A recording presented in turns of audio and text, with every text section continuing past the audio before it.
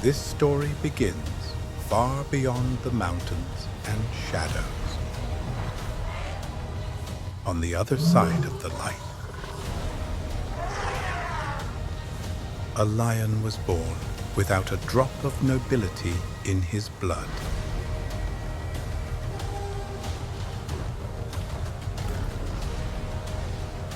A lion who would change our lives forever.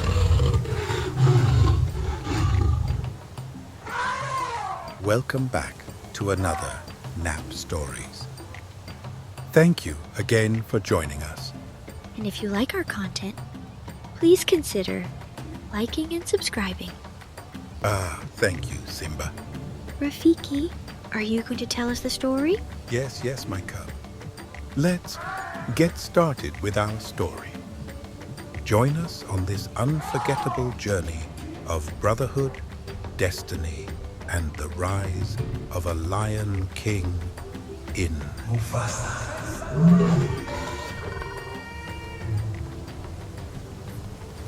The storm came in the dead of night, fierce and unrelenting. Rain lashed the earth, turning the savannah into a raging flood. Lightning split the sky, and a small lion cub struggled against the rising waters. His tiny paws clung desperately to a branch, but the current was too strong. The river swept him away, carrying him far from home.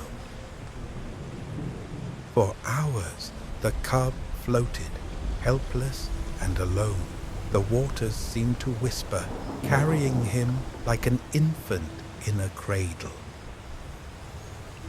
When the storm finally passed, the river grew calm. The cub drifted to the edge of the bank, where the mud softened his landing. He lay there, trembling and soaked, until a shadow fell over him. Hello, who are you? Are you okay? A young voice said. The cub blinked up into the face of a young lion, not much older than himself. The stranger's eyes were curious and kind, though his fur gleamed like royalty. I don't know. Where am I? The cub whispered, his voice hoarse. Well, you're lucky I found you. My name's Taka. Come with me. You can live with our pride. The cub followed Taka, though his heart was heavy with grief.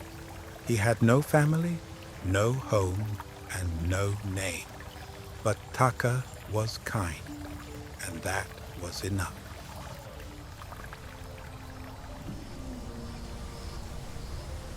The pride was ruled by a stern lion named Obasi. When Taka brought the cub before his father, Obasi's expression darkened.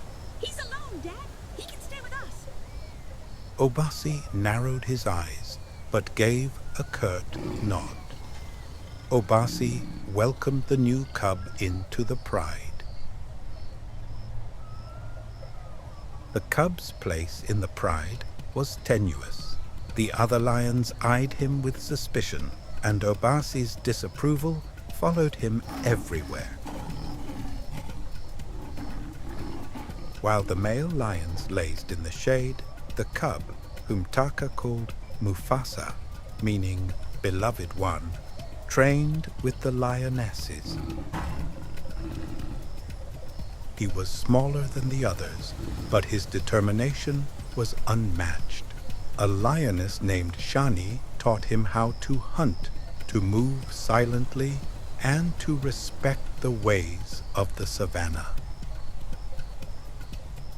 Strength is more than claws and teeth, Shani said. A true lion knows when to strike and when to spare. Mufasa listened, his heart soaking up every lesson.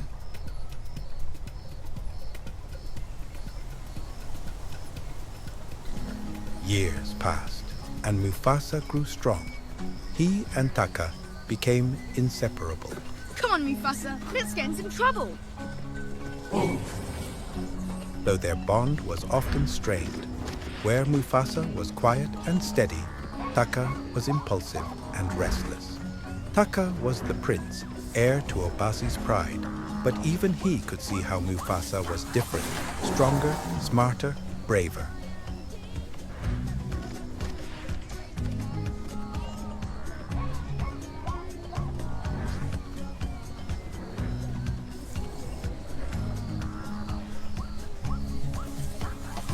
It was Taka who first spoke of the threat.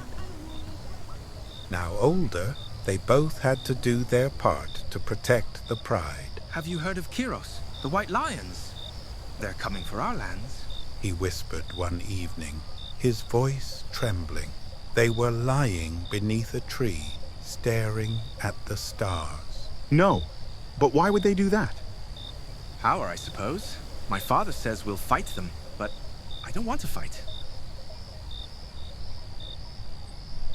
The White Lions came sooner than anyone expected.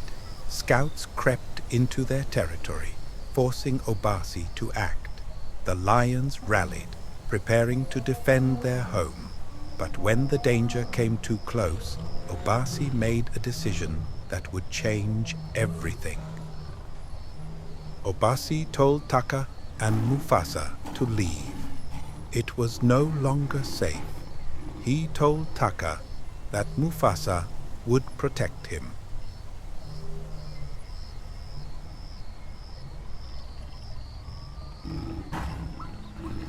And so, Mufasa and Taka set out across the savannah, two lions on a journey neither had chosen.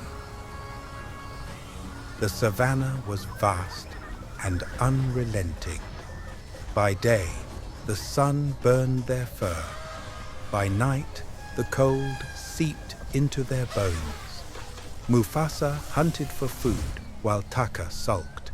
The young prince hated feeling helpless, and Mufasa's quiet competence only made it worse.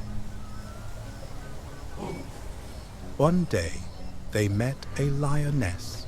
She was fierce and golden, her muscles rippling beneath her fur. Who are you, and what are you doing here? We have been driven from our land. We're looking for safety. My name is Sarabi. You won't find safety here, but I can help you. Sarabi introduced them to Zazu, a talkative hornbill who scouted the skies. Together, they formed an odd group, a lioness, a hornbill, and two young lions. They were joined by me, Rafiki, a strange but strong mandrill who claimed to see the future. Destiny follows you, young one, Rafiki told Mufasa one night. You are not just any lion. Taka scoffed, but Mufasa couldn't shake Rafiki's words. But destiny was not done testing them. Kiros, the leader of the White Lions, hunted them relentlessly. He was massive and cruel, his white fur like a ghost against the savannah. One night, Kiros' scouts found them. Mufasa leapt into action, fighting fiercely to protect Taka and Sarabi. The battle was brutal, but Mufasa won, driving the scouts away. Mufasa, you saved us. Mufasa smiled, but he sensed the bitterness in Taka's voice.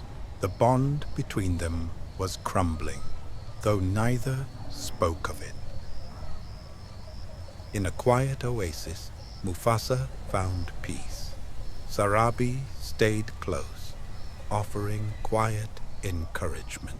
You're stronger than you know. I think you were meant to be something great. But Taka grew distant. One night, he confronted Mufasa. You think you're better than me? Remember who saved you? Everyone now thinks you're better. Taka, I've always stood by you. You're my brother and I will always treat you as such. You lie. You are trying to make me look bad. Before Mufasa could respond, Kiros arrived, leading his lions in a final attack. The final battle came under a darkened sky where the stars seemed to hide in fear. Kiros and his pride of white lions attacked with ruthless precision, their pale fur glinting like ghosts in the moonlight. Mufasa roared, standing firm between his companions and the oncoming threat. His strength, honed through years of training with the lionesses, proved to be his greatest weapon. Taka fought alongside him, but his movements were wild and unfocused. His anger clouded his judgment, leaving him vulnerable. In the chaos, Kiros lunged at Taka, his claws raking across the prince's face.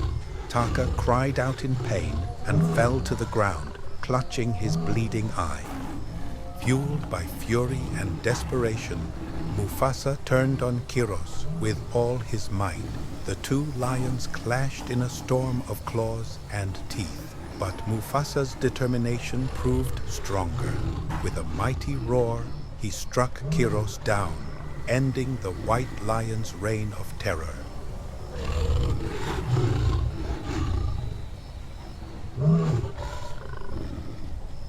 When the battle ended, Mufasa rushed to Taka's side. Blood stained his brother's face, and his eye was marked by a deep, jagged scar. Taka, are you all right? Don't call me that anymore. I am not Taka. I am Scar. Mufasa flinched at the venom in his voice. No matter what name you choose, you are still my brother. You don't understand. You've never understood.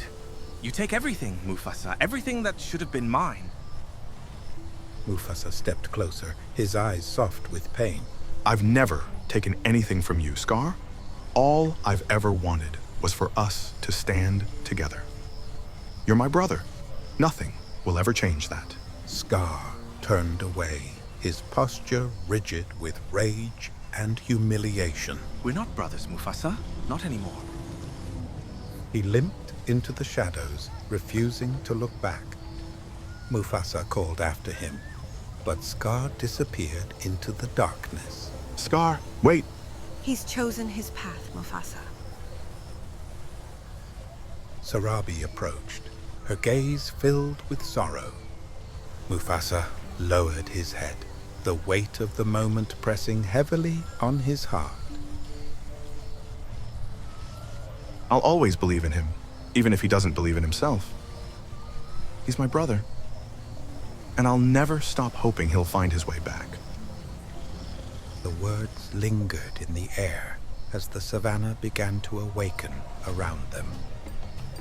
Back in the Pride Lands, the Pride welcomed Mufasa as a hero. Obasi, old and weary, bowed his head in respect. Years passed, and under Mufasa's rule, the Pride Lands flourished. His leadership brought balance and harmony, but he never forgot the brother he had lost. The circle of life continued, and though Mufasa carried the scars of the past, he stood ready to guide the future. Wow, Rafiki, I hope to one day be as brave as my dad. I think you will, young cub. I think you will.